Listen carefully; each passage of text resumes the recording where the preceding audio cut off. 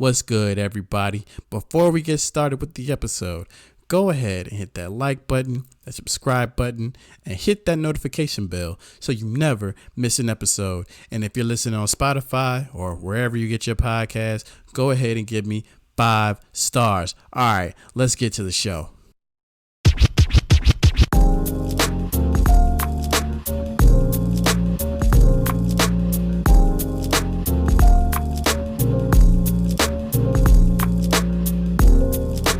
Yo, what's good, everybody? Welcome back to the Take Your Pick podcast. I hope you all are doing very well today. And today is a big day. It's that time of year where all the Madden 99 ratings come out. And look, these are just a couple of the names that have been listed off so far as being part of the Madden 99 club. That is Zach Martin, Aaron Donald, Justin Jefferson. They have yet to announce a 99 club running back.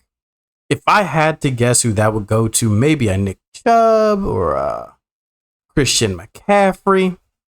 I don't know. To be quite frank with you, I really don't care that much. I'm probably not getting this game anyway. But that leads me into our first topic of the day, and that these NFL running backs are not being paid. The NFL, they won't pay these running backs for whatever reason. So, personally, the NFL is diminishing the value of the running back. So, Saquon Barkley is the latest name to come out of running backs that has not reached a deal with their respective team, most likely going to be franchise tagged. And it has come out today that Saquon Barkley will not be coming to training camp. I understand why. I am your MVP running back. You guys paid Daniel Jones. Daniel Jones is getting all this money. We got a defensive lineman who's making more money than me. Leonard Williams. Leonard Williams is getting paid double what Saquon Barkley is getting paid right now. He's getting paid $18 million. Almost double. Saquon Barkley is getting a guaranteed $10 million with this franchise tag. But that is utterly disrespectful. And not only do I feel this way, a lot of the other top name running backs in this league feel this way. Listen to what Najee Harris has to say. Najee Harris says this: I agree with my running back brothers around the NFL. History will show that you need running backs to win. We set the tone every game and run through walls for our team and lead in many ways. This notion that we deserve less is a joke. Oh, but he's not the only one that's upset. Christian McCaffrey, he is also not too happy. He says this is criminal. 3 of the best players in the entire league, regardless of position. And he's talking about Saquon Barkley. He's talking about Josh Jacobs. He's also talking about Tony Pollard. Those 3 guys have yet to get a deal.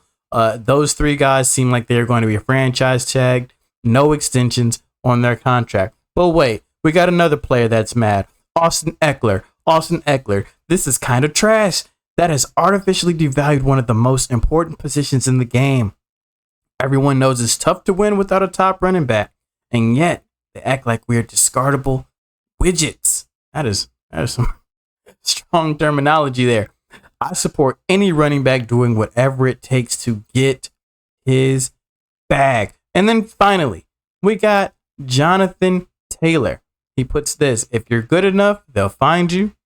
If you work hard enough, you'll succeed. If you succeed and you boost the organization, and then doesn't matter, you're a running back. These running backs are tight about this, and I don't blame them. I don't blame them. It is a very important position.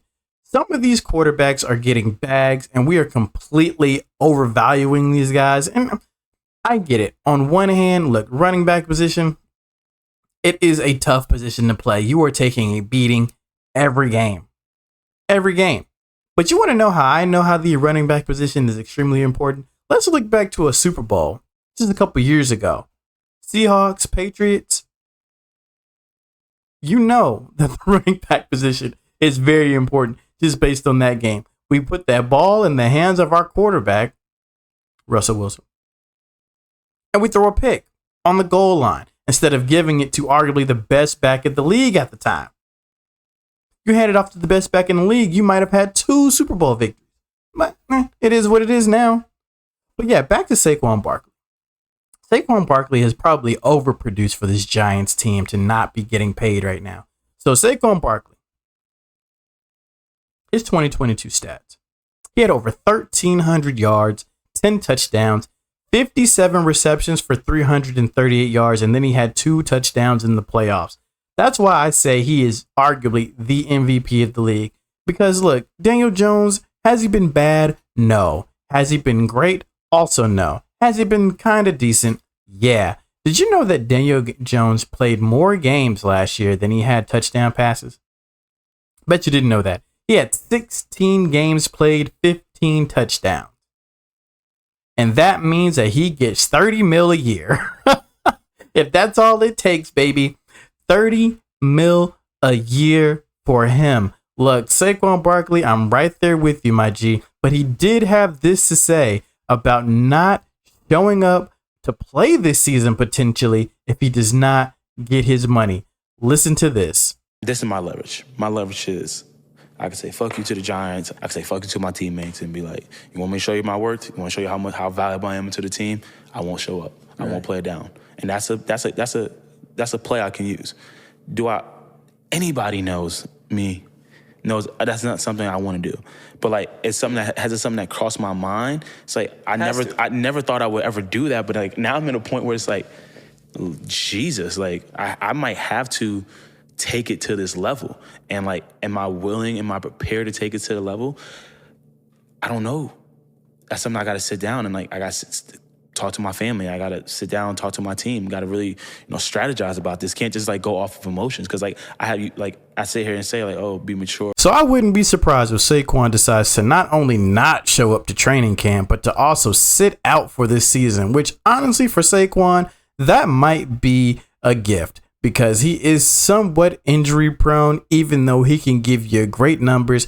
But if he doesn't play, I expect these Giants to struggle. Because Daniel Jones is not going to be the guy that's going to lead this team to a ton of wins by himself. But now let's move on over to Josh Jacobs, okay? Because I expect the same thing from him. He didn't get his money either. I don't expect him to show up to training camp. He might also sit out, which spells nothing but more danger for the Raiders because they just got Jimmy G. And Jimmy G is no Derek Carr. Okay, Derek Carr is definitely better than Jimmy G. But Derek Carr played so bad last year that it completely overshadowed how productive Josh Jacobs was. Josh Jacobs had over 1,600 yards and 12 TDs last year, but you wouldn't know it because we were so focused on how bad Derek Carr was and seeing him go up to the podium and cry about how bad his team was. So what I don't understand also is why is the running back position so diminished now? I mean, you got guys as productive as Dalvin Cook who can't get a job right now. Well, he could. He could get a job. I take that back. Dalvin Cook does have a market right now, but the fact that he could be signed but not get signed to an actual bag is crazy to me. It's crazy to me. Now, he does have interest from the Jets, the Dolphins, and the Patriots. The Dolphins are currently the ones with the best offer. All right. His offer from the Dolphins is 1 year, $4 million. For a running back as productive as Dalvin Cook, $4 million is disrespectful. But it could go up to $7 million with incentives. That is bad. That is bad. What has happened to the running back position? But regardless, Miami does have an explosive offense if he does just so happen to land there. They have probably the best offense in the NFL. Okay. Super explosive, a lot of speed on that team. So Dalvin Cook goes back there. It completely opens it up even more. So if I would love to watch that. They would be fun football, especially if Tua can stay healthy, right? Now the Jets, him going to play with Aaron Rodgers, that team has a stout defense. They are going to be good this year. I predict they're going to be good. Now with Dalvin Cook back there, he would just open up the offense even more. But funny enough, even though the Dolphins may have the best offer for Dalvin Cook, the odds makers are out there saying that the Patriots have the best odds of landing him. So who knows? Who truly knows? Now, the only other running back on this list who rightfully so deserved to get franchise tagged is Tony Pollard. And I only say that because he is coming off that injury. But on the flip side of that, they let go of Zeke. Tony Pollard is your most productive. He's your best back. Okay. Now you're going to tag him. They already did. They already tagged him. But you're going to want to keep a guy like that long term. But maybe they are a little timid. They may be just a little timid. Because when they signed Zeke to that extension, Zeke's trajectory was way up here, and now he's just dipping. Is he even signed? I don't know. But regardless, Zeke is not a productive back anymore, so maybe Jerry's just a little hesitant to want to give another running back the bag. But this is bad, man. This is bad. You know, I'm curious as to this next generation of running backs. Who's going to be a Hall of Famer? Right? Because if their shelf life is so short, I mean, look at what happened to Todd Gurley. He was on a trajectory to have a Hall of Fame career. Now he's out of the league. I think he was been out of the league since he was 25. 25 years old, you're not playing football anymore. That's insane to me. I'm curious, though, who's going to be the next Hall of Fame running back of this next generation, because if you can't keep guys on your team and guys can't play for major dollars, something's going to have to change with the NFL. This episode is sponsored by absolutely no one, but what you can do is go ahead and hit that like button, that subscribe button, and hit that notification bell. And if you're listening on Spotify or wherever you get your podcast, go ahead and give me 5 stars. All right, back to the show. So Bruce Brown is making his rounds. It seems like he's going on like some type of tour. I don't know. All these Nuggets players have been talking a lot since they won the championship, and rightfully so. You talk your talk, get spicy. You know, you do that. You won that championship, but Bruce Brown is out here talking about his time with the Nuggets. Mind you, he no longer plays for them. He now plays for the Pacers. Mike Malone, had the parade, expected Bruce Brown to come back. They did not give him the bag he wanted. He's going to Indiana. It is what it is now. But now, he was on Theo Pinson's podcast, and he was talking about, obviously his time with the Nuggets, but he mentioned something that I thought was very interesting. So he was talking about their playoff run and who was their toughest opponent. And he went out and said that Minnesota was their toughest opponent. Not the Suns, not the Lakers, but Minnesota. Just listen to this. What Phoenix was our toughest series? Yeah. Damn. Toughest. But I would say, honestly, our toughest series was Lakers. No. Minnesota. Why? I don't know. And them, it was just always like that. They just had, I don't know. It was just something about team. them. Yeah, I mean, they had good players. Like, it was Mike Conley, Cat, Ant. Like, I think that was our toughest series. I mean, Phoenix, it was just blowouts each game. I mean, Minnesota was just I thought all the Lakers games were close, though. Yeah, but it never felt like we were gonna lose. I feel that. Any game. I feel that. Even when they went on their little run, like Austin Reeves was hitting threes, and it never felt like, oh, we're about to lose. We're gonna take care of this shit. I mean, to come out and say that Minnesota is your toughest opponent when you had to play Phoenix right after and then had to play the Lakers. Let's get off of Phoenix and Minnesota for just a second. Let's talk about how these Nuggets players and pretty much the whole organization just keeps like dunking all over the Lakers. Now, don't get me wrong. I'm like the number one Lakers hater, right? I'm like the number one Lakers hater out here. But give it a rest. It seems like they talk more about the fact that they beat the Lakers, swept the Lakers, okay? Then actually, it's like they care more about that than actually winning the championship, which they did end up winning. But they've been talking more and more about how much they beat the Lakers by. I mean, even in that clip right there, right? He talked about how they felt like they were never going to lose. And yes, every game was close. And I thought, I did pick the Lakers to get to the finals, and I thought it'd be more of a series. I was not expecting a sweep, but man, they have been riding high on that sweep this entire offseason. I mean, Mike Malone has been called the Lakers daddy, I believe, by like the GM or the president or somebody, some head honcho in the Denver Nuggets organization, called Mike Malone the Lakers daddy. And you know who took real offense to that? Darvin Ham. Darvin Ham did not like that at all, saying that the job is not over. Technically it is, because they beat you guys and won a championship. But regardless, he said the job is not over. We will see them again, and they will. They're in the Western Conference. They have to. But still, I expect the Lakers to be back next year. They got all the same guys again, except Malik Beasley and Mo Bamba. But they got all the same guys again.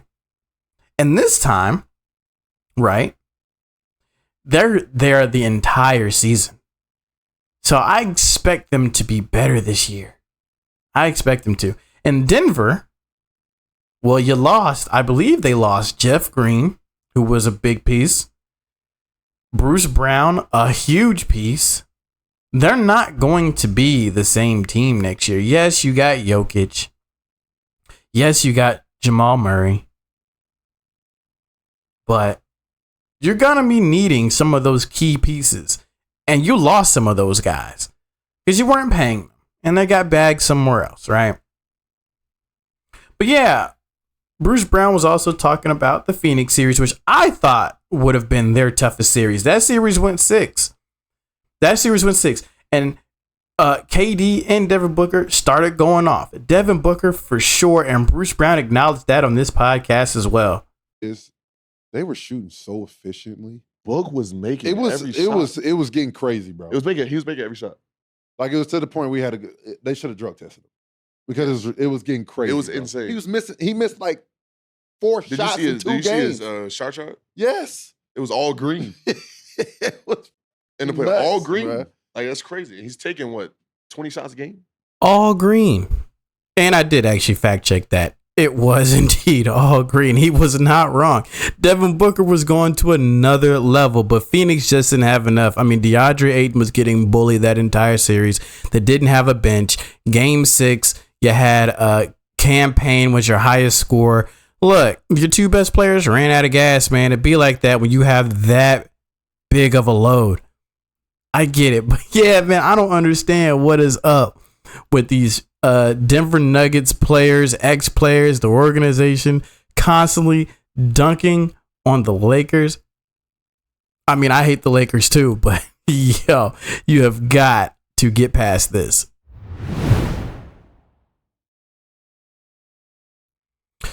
Okay, so I told you guys I wanted to take a little bit of a different direction with this podcast and not only just talk about sports, but I do want to talk about pop culture and things that are just happening in this world that I seem to find interesting. And so I got 2 different topics as far as pop culture goes. And the first one is about a young woman who is stuck in Dubai, and she is there because she was yelling, raising her voice in Dubai. She's actually been there for a little bit over 2 months. And so this young woman, her name is Tierra Allen, also known as the Sassy Trucker. She is an influencer. I guess she shows people about her trucking life, but she decided that she wanted to take a little vacay out to Dubai, as many of us Americans do. Everybody wants to go to Dubai, tour Dubai. My wife wants me to go there too. Anyway, I don't know what this obsession is with Dubai, but regardless, so she went there. And here's what the article says. All right, so Tierra Allen, a driver who runs the popular Sassy Trucker account across various social media platforms, has been stranded in Dubai for 2.5 months after her passport was confiscated while she was there on vacation. The 29-year-old remained stuck in an Airbnb while police investigate allegations that she raised her voice to a male employee at a car rental company following a dispute. So here's the thing, is that when we travel to these other countries, we have to realize that we are traveling there and we have to follow their rules and their law. And so in Dubai, you don't have necessarily like the same civil rights that you would in America, especially as a woman. And so, you know, whenever you're traveling, these are things that you probably should look into. Is what are some things that I can get away with there that I can't get away, or what are some things that I can get away with here that I can't get away with there, right? So it continues. It says, her mom, Tina Baxter, spoke with Newsweek exclusively and shared that she has never seen her daughter brought so low and fears that she is buckling under the stress. Laws in Dubai, a city in the predominantly Muslim United Arab Emirates, may come as a shock to some Western visitors. The U.S. Department of State has warned Americans planning to travel that public decency and morality laws throughout the UAE are much stricter than in the United States. That's what I just got done talking about. Their laws there are different than our laws here. Basically, Dubai said, fuck around and find out. So, some of their illegal activities include public displays of affection, homosexual relationships, dressing immodestly, and screaming, swearing, or arguing in public. And that's exactly what she did. That's exactly what she did. So this is what ended up happening for her to be stuck there. The influencer had rented a car with a male friend when they were involved in a very minor fender bender at the end of May. The day before Allen was due to return home, she only needed one more day and she could have been back home. Although there was reportedly minimal damage to either of the cars and the rental had been fully insured, Allen's friend who had been driving was detained by the police. He was held for a week before being released, but Allen's brush with the law was only just beginning. The influencer who documents her truck, whatever. So she told her mom that the car rental company, a small local firm in Dubai, had invited her to collect her belongings that were in the vehicle when it was seized. But when she arrived, she was allegedly told that she would need to pay the firm a large sum of money in order to have her ID and purse returned to her. Now, this right here, that is very important because that is called extortion. They are trying to extort you because you're from America and they assume that if you can come to Dubai, you got some payola and they want to get some of that. But here's where it really comes messed up, right? Baxter declined to reveal the amount she claims was demanded, fearing that sharing details with the press could land her daughter in more trouble. Allen was aware she should not have to pay and pointed out that she was unable to do so anyway because the firm had her bank and credit cards. The guy responded, "Find a way."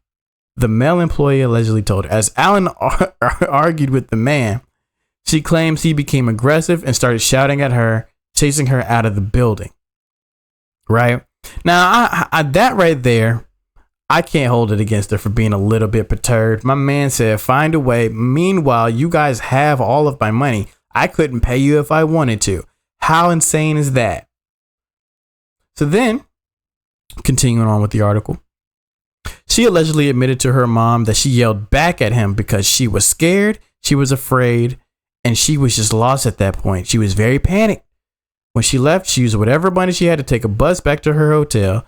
She didn't really know where she was. She was in panic mode and afraid. So not only are you in another country, you ain't got no money, you used the last bit of money you had to get back to your hotel, and then they're telling you, we're going to upcharge you for this car and we're going to upcharge you just so you can get your stuff back. Now, this all goes back to this, right?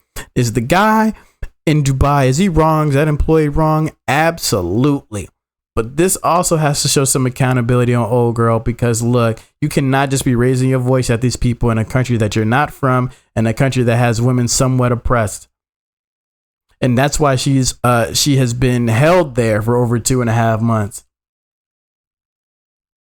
And so, continuing on with the article, it was at this point the employee raised a case against Allen with the Dubai police, even though he initiated the screaming, even though he was trying to extort her out of money. So we're gonna try to get more info about this, but this is a wild story, and she's still over there. All she wants to do is come home, but she's potentially facing jail time right now. She's still in an Airbnb, and who knows if she's gonna get to come back home. Because look, although we think of Dubai as a destination for leisure, travel, vacation, hey, we're trying to turn up in Dubai, right?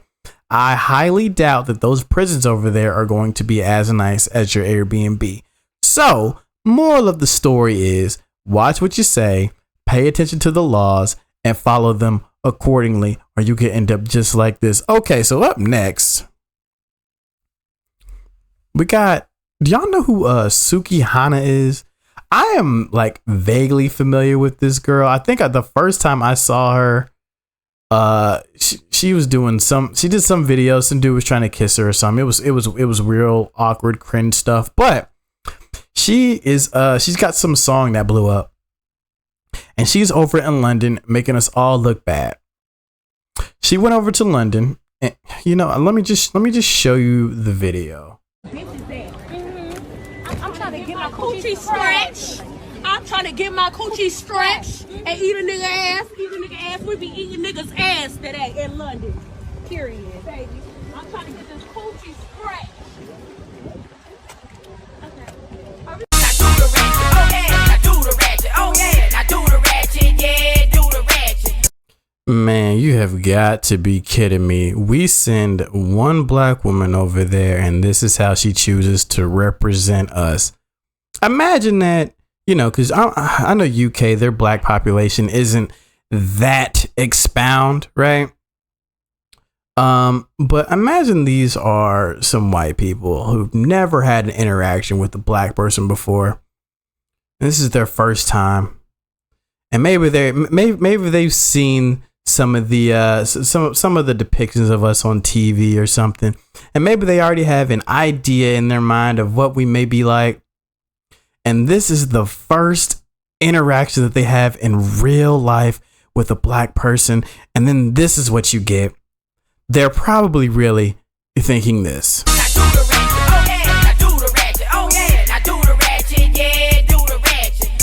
Like, this is such poor representation. I have secondhand embarrassment. And what makes it even worse is that when you go into like the Instagram comments, I mean, yeah, it's a lot of mixed reviews, but the fact that there are people who are praising this, championing this behavior is beyond me. You got the women in there. Yes, sis, go live your best life. Oh, look at those white people. They scared. This is not something to be proud of.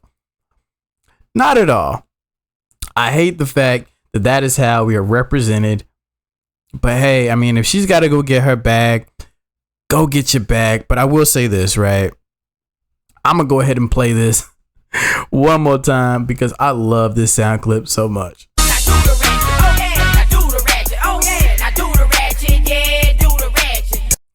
Anyway, that's gonna do it for me, y'all. If you're watching on YouTube, don't forget to like, comment, subscribe, share, all that good jazz. And if you are listening on Spotify or wherever you get your podcast, don't forget to give me 5 stars. All right, people, I'll catch you on the next one.